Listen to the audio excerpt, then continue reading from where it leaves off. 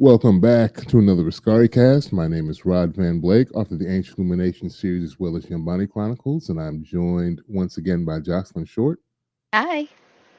She is a graphic artist, illustrator, and creator in her own right. She has a series, Bearers, coming out, and she's been doing some awesome cover work and other illustrations. So be sure to check out the link in the description of this episode when we drop it on Spotify, because there will be links to our individual websites if you're curious about our creative endeavors.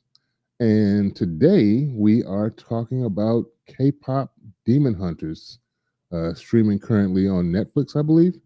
Yes. And I believe it's a Sony. It's a Sony animation. Yep. So think of Into the Spider Spider Verse. Verse, yeah, and things of that nature. Star-studded cast, written by Maggie Wang, I think, Danya Jimenez, and Hannah McMicken. I'm sorry I'm butchering your name, but those are the three writers. Chris Applehans also is one of the directors, along with Maggie Kang. I know I saw an article that Maggie wanted to write something that had to do with her Korean heritage, and so K-pop Demon Hunters it is. Interesting story about these three characters, who is a K-pop girl band by day and Demon Hunters by night. This let y'all know Jocelyn was the one that wanted to talk about this show, and I got to thank her for it, because this is not something that would ordinarily be in my wheelhouse to watch. So it was something different. It was well animated. The action in it was really great. The story is interesting. These, I guess, thousands of years ago, demons had preyed on human souls, and this initial group of demon hunters created something called the Hun Moon. Hmm. So they put the powers of their voice together. That's how it kind of all ties in to create this barrier between like hell or wherever the demons reside and the human world. And as long as this barrier is kept up, it kind of protects us. And their goal eventually is to create the golden Hun Moon, which will permanently banish the demons to the underworld and not be able to come and interact with humans. And then there's the Saja Boys, which ends up being a demon uh, K-pop boy band that decides they're going to come up and try and capture souls and tear a rift through the Hun Moon and eventually let everybody out. Interesting story. What do you think of it, Jocelyn? I mean, I loved it. I was urged to watch this movie Okay. by Andrea Rose Washington. Uh, you know, Yes. K-pop is very much her wheelhouse, Yeah. but also the subject matter in general is something I'm into. Yeah. And the story was very compelling. The premise is as it says, K-pop Demon Hunters. It is exactly that. Yeah. But the story had a lot of heart, a lot of emotion, and it was very interesting about like how there was so much duty woven into um, being a band. Yeah. Like being musicians, like, and I appreciated that. I feel like any movie that has like a music genre in its title, the music should be core in it, which it was. Yeah. It And was. yeah, and also the songs were excellent in the movie, in my opinion. Yeah. So I really appreciated it. I also appreciated the levity, I mean, of this movie. It was so much fun to Yeah. watch, which is also why I think it's become so popular right now. Like it was emotional, but also was lighthearted in how they executed it. Yeah. Yeah. Yeah, the music was very much on point and very much on brand for those that are into K. I'm not really into K-pop, but I'm aware of it. Yeah. Um, and so I was still able to enjoy those aspects of it. It was entertaining to me. Um, uh, Arden Cho is the voice of Rumi. Mei Hong is Mira. Ji Young Yu is Zoe, and I'm not sure. I think Gina the leader of the male boy band, Yep. the Such Boys. Yep. Okay, That is Ang Hyo Suk, and then Eugene Kim is Celine. Which one was Celine? Because that's not the. Celine was kind of Rumi's guardian. Okay. So she was in the band with Rumi's mother, Okay. and Rumi's mother had passed Oh yeah, away. yeah, that's right. That's right. The one that was kind of advising them at the end and kind of told her to hide her scars. Right. So that's an interesting thing that comes up. They're supposed to be fighting demon hunters essentially, and we find out later that Rumi is half demon. Yep, she's half demon. Yeah, Uh, and she's been, they show in the film that she's been hiding it, so she's always wearing turtlenecks, she's always wearing long sleeves.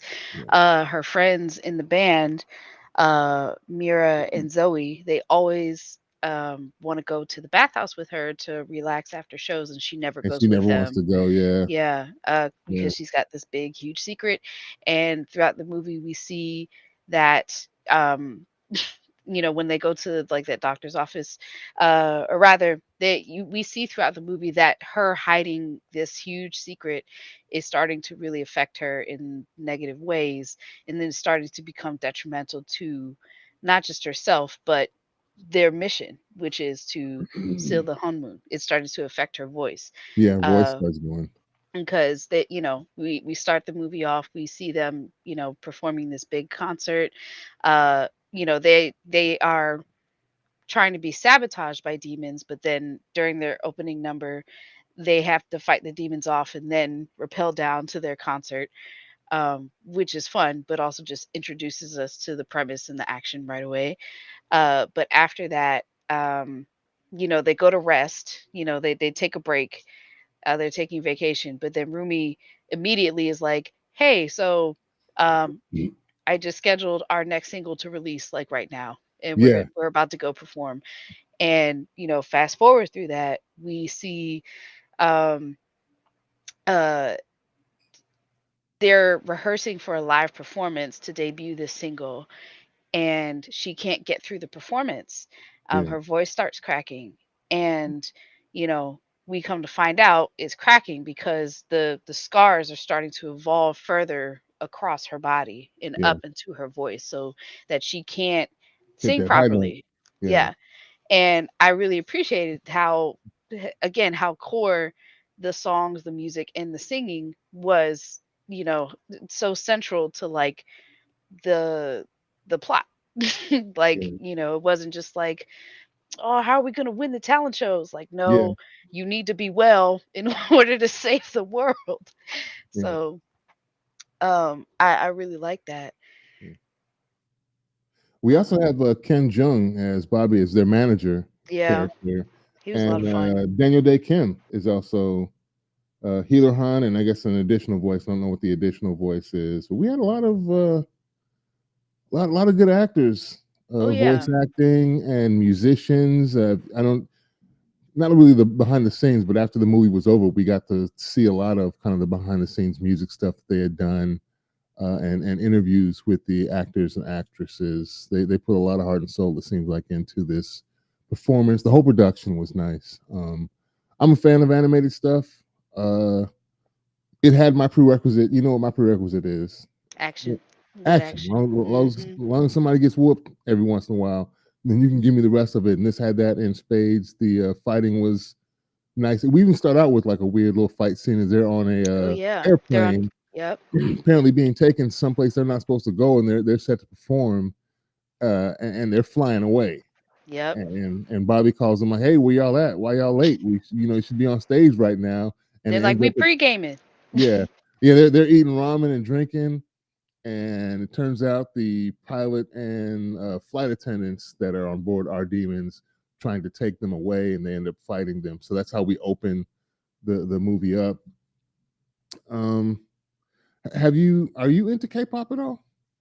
Um, Not necessarily. Like Okay. I can appreciate it. Like there are some songs I like, but I don't necessarily keep up with like all of the bands and all of the. I don't keep up with it, but some of it I do like. But I can appreciate how big it is. Yeah. Yeah. And so like I a lot of the songs felt very much like traditional K-pop songs, and but they were a lot of fun, very upbeat. Um yeah, it just I really liked it. Yeah, it was my wife and I. We watched it together, and we both seemed to enjoy it. It was, like I said, it was a different experience than what we're used to viewing on a weekend. So it was kind of refreshing to get something new, at least new to us, For sure. out there. And like you said, the music was good, the action was good, the storyline seemed to work well. And of course, we have, once the Saja Boys comes out as this demon boy band who they don't immediately recognize as demons at first until they see their markings and see, I guess, the effect that they're having on other humans, and they Mhm. become truly like an antithesis, an antagonist to them as a group. I don't understand why they don't just outright murk them being demon hunters. I guess because they don't want to lose their fans, because now the fans see Well, them as normal. honestly, they had tried. So, like after they first came on the scene, they did their soda pop song, and then right after that they did a variety show, and um the Huntrix, the girl band, they decided, they were like, all right, well, let's go get them. And that was like right after they found out that they were demons, so they were going to go on their variety show and try and get them, which to me was a bit of a half baked plan. Like, why would you try to take them out on the show that they're on? But so because they came in full, regalia, but with their weapons in hand.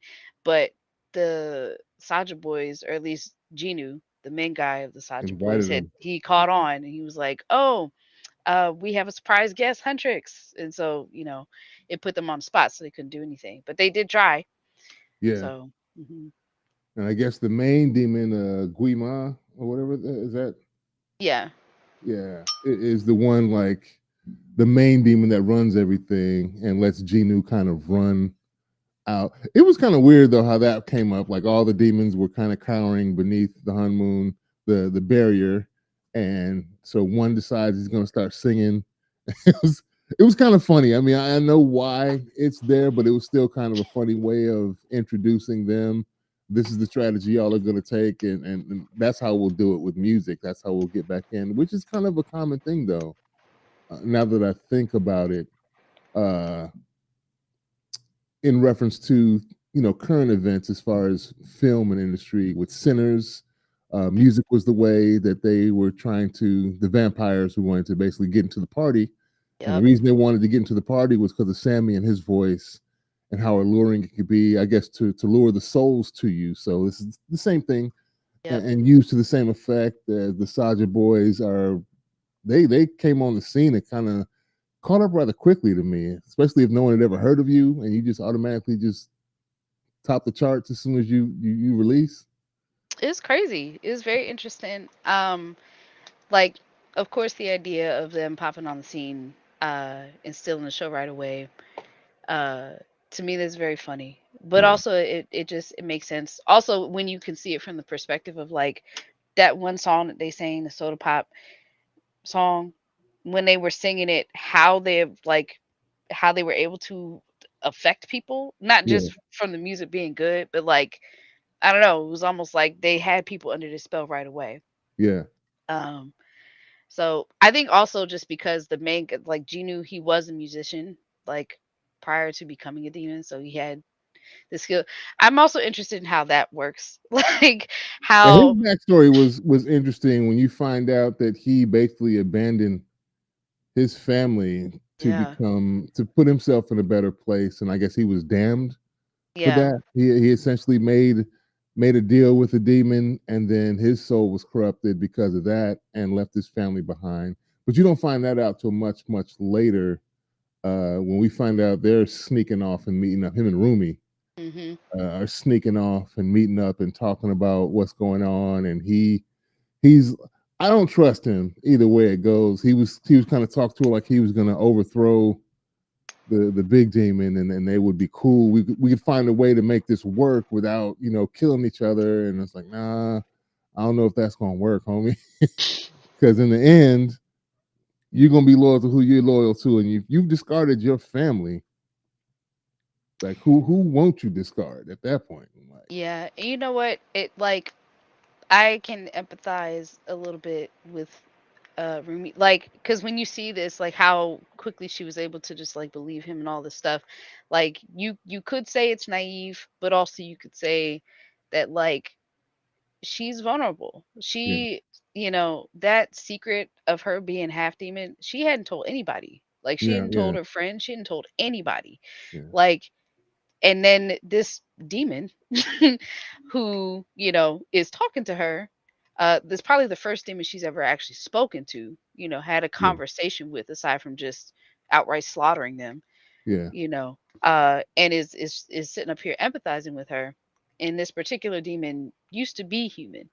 So, th- I think a part of her was probably like more than willing to like relieve some of this pressure, and with having someone believe her, understand her, which is unfortunate. It's really unfortunate because it's an understandable vulnerability. It's an unfortunate one, but you know, I got it. yeah. And she probably feels some type of kinship because she is half and he's full, but she's like, well, at least this person, and like you said, used to be human, so has a better understand. According to her, he may have a better understanding of her current predicament than her two closest friends are, and because of what they are, as far as the demon hunter aspect, she probably feels they won't at all be and understanding. and this understandable. It did make me upset. Like, and I understand this was the premise, this was the plot of the movie, but it made me so upset that she kept lying to her friends because I was like, listen, they're going to be upset, right? Like they would be upset. But I feel like, I don't know, like if you would have not been lying to them so much, like they would have came around. Like, Yeah, you know, there could have been some understanding. They could have understood that like there's some power here because you have these markings, but like Kima is not able to affect you. Like yeah. you're not under his influence. You have some leverage here. Let's try to understand that. Like, but I'm like, you gotta talk to your friends. I'm actually more upset with Celine though. I am too. No, But I agree. She could have done that from the beginning, like, and let them, as they grew up, let them know what's up, and then it wouldn't have been a confrontation to be waiting on to because it's gonna happen. I agree. I fully agree. But and you know what? I think for her that was the only way that she knew how to do things, was just like to hide stuff and all of that. Um I am something I'm curious. This is a bit of an aside, a little bit, but something I am curious about. I want to understand how the other two girls came to Huntrix. I want to understand how they trained to become demon hunters. Like, I really would like to see more information about how that came to be, Yeah, um, and how Rumi was raised outside of Huntrix. Like, she was raised obviously to be a singer and everything, but like from my understanding, the other two girls, Mira and Zoe, they came on late, like into Rumi's early adulthood, not yeah. necessarily her childhood. And Celine is not Rumi's mother, is she? No, she is Okay, I'm saying she's a guardian, kind of like a surrogate I think mom. she was one of the previous She trio. was in the band. Yeah, Yeah, she was one of the previous hunters. yeah, Um, and her mom was also a hunter. yeah, And then also that's another thing. Remy's dad apparently was a demon. yeah. We need I see I How need did that happen? I need a sequel. I need more information. Yeah, how do we have a demon hunter getting down with a demon and What's having that about? offspring? Yeah, yeah. I've been seeing lots of lore online about how, or potential lore, about how people are speculating that like Kima is probably Rumi's dad or something. You know, Oh, okay. I don't know about that, but you Or know, even worse, what if Genu and her are related to? I sure hope not. That'd be bad juju, but is it both of y'all sing and have half demon, half human, and you got a full demon that's saying like, wait a minute, something's going on. You sounding kind of familiar right now. Grandpa used to hit that note. No, no. Oh, I hope not. Yeah, that'd be I hope weird. But not. yeah, they obviously they left it open to get further explanation if they do come. And it's I think it's doing well streaming wise, so it's Oh, possible for absolutely. a The songs are they're charting on the Billboard. Like the songs are beating out real songs right now on the that's Billboard. hilarious. Yeah. I wonder how that affects it, like because you have the streams, and if you have the music that is doing well associated with the stream, that goes hand in hand. Does that give it any more push or not? I mean, I think if nothing else, it makes people more curious to Yeah, see what's going on here. Um, you know, I've definitely shown a bunch of people this this movie since I've seen it. yeah. So yeah, Has the yeah. reaction been good to those you've shown? And the people that you showed, was it something already in their wheelhouse, or was it just something you felt like, hey, I think this is kind of cool. You should check it out. Both. I've Okay. shown it to people who like, yeah, this is up your alley, and then other people who I showed it to one friend who it was up their alley kind of, and Hmm. then we watched it with people who it wasn't necessarily up their alley, but they still enjoyed it. Oh, good. Yeah. Yeah, shouts So, out to musicals. oh, for sure. Like, and of course, musicals is not a lot of people's thing, right? Yeah, yeah, Uh, it's very niche, but I mean yeah, the crowd that does go for it, I think will enjoy it a lot. And even if you like, for myself, it's not necessarily my thing. And again, there's variance between you and I and Jordan. There's an age gap between us. Even though I did come up around boy bands, but K-pop is not that exactly. But there is yeah. a little bit of crossover. I came up, with the 98 Degrees and Oh yeah, oh yeah, yeah. yeah, Um, Backstreet Boys and all that back in the day. So there's kind of some parallels that even the older crowd can kind of get into, just with a Korean spin to it.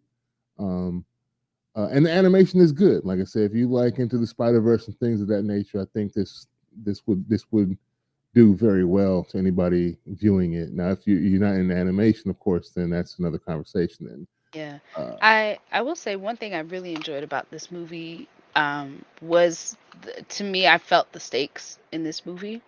Like um like I don't know if you remember. I mean you probably should because it was one of the more action heavy scenes, but the scene on the train where basically the rift uh in the between the realms has gotten so deep, and there's this mass outpouring of demons that flood on top of the train, yeah, and hunt, and the girls are on there, and they're also fighting. The girls are fighting with each other because Mira's like, she's trying to confront Rumi because she's like, I really just feel like you're hiding something. Like you just off. You keep making these decisions, and we're not sure how you moving, and and you're sneaking off by you yourself. sneaking off, and this is a critical time. Like we're about to see the whole moon, and you moving crazy. What's up? And Rumi comes at her crazy, talking about, Not everything is about your insecurities." And then the demons flow through. So they have to, Amira's like, all right, well, if you're with us, you need to prove it. Okay. And so they get to fighting. Uh, and there's a moment in that fight scene where Rumi, because she's singing the song, Mhm. what, Takedown, I think? Yeah. While they're fighting the demons, and she can't sing it full force because a part of some of the lyrics is like, is hurting her. That was a funny. Even when they were coming up with the songs, Hmm. that was a funny aspect of it. Watching them switch lyrics and change this and change. They're like, it's too late. We can't, like, we're about to perform it. Like, this is coming out right now. We can't change It's it now. The song yeah. is the song. We're gonna have to do it as is. And she's like, I just can't. I can't do this. I'm like, I mean, but it was like I liked that it was showing like she can't sing the song unless she believes the lyrics. yeah, And because otherwise, like, a part of singing, and performing well is you have to be convicted by what you're singing about, I yeah, feel. And so she couldn't be. She's like, this song is anti me. And it was just it was getting too close to like a critical mass, where they're about to see the whole moon, but she can't be fully integrated in herself. yeah. She's like, I haven't embraced this demon part of me. I can't show the world anything about it, and I'm still singing about how demons are all bad and they should die and all this, Yeah. Yeah. so she can't do it. But that particular scene, I appreciated the stakes of it because even though they fought off the demons as much as they could, they still lost because when the train stopped and the doors opened up, everybody who was on that train had their souls had been taken. Yeah. They lost. Yeah. Like, to me, that was very poignant of like, and also you see in the movie they're showing that there's missing posters. So like people are going missing at rapid rates and everything because the demons are winning. They're consuming souls. So I Didn't don't they know. get Bobby real quick too at Didn't one they point? get, yeah, they did. Well, they lured him. Like they were able to Kima was able to get his voice inside his brain. Like I Mm, think Kima is able to get into people through, of course, vulnerability. yeah. Like wherever you're kind of emotionally weak. And I think the part for him where he was able to get got was because he felt unappreciated. Like he was doing so much for the girls. Like that one point where they had to Rumi tried to change the lyrics at the last Yeah. point, and they, but then they got a call or whatever about the demons. They had to leave, and Bobby had brought them all these snacks and everything. He's like, I know it's been hard, but I'm still on your side. And then they just left. Um, and at that point, that's when it started to turn. Yeah.